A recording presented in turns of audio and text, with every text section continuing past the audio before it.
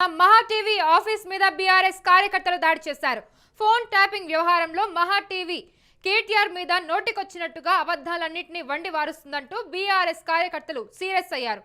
Serious అవ్వడమే కాదు, హైదరాబాద్ లోని మహా టీవీ ఆఫీస్ మీద దాడి కూడా చేయడం జరిగింది. ఆఫీస్ బయట కార్లు ధ్వంసం చేసినట్టుగా కూడా తెలుస్తుంది. అలాగే ఆఫీస్ లోపలికి సైతం చొరబడ్డారు. స్టూడియో సైతం మొత్తం పగలగొట్టినట్టుగా తెలుస్తుంది. మనం చూడొచ్చు క్లియర్ గా యూటీవీ స్క్రీన్ మీద వాళ్ళు చేస్తున్న దాడులు. అక్కడ లోపల ఉన్న సిబ్బంది ఎవరైతే ఉన్నారో వాళ్ళంతా కూడా అక్కడ జరుగుతున్న దాడిని కెమెరాలో బంధించే ప్రయత్నం అయితే చేస్తూ ఉన్నారు. ఒక్కసారిగా ఇలా దాడి చేయడం వల్ల వాళ్ళందరూ భయాందోళనకు గురయ్యారు. అక్కడున్న కార్లు కానివ్వండి, లేదంటే అక్కడ ఉన్న లైట్స్ కానివ్వండి, స్టూడియో లైట్స్ కానివ్వండి, ఇవన్నీ కూడా ధ్వంసం చేసినట్టుగా తెలుస్తుంది. ఇదంతా కూడా ఫోన్ ట్యాపింగ్ వ్యవహారం.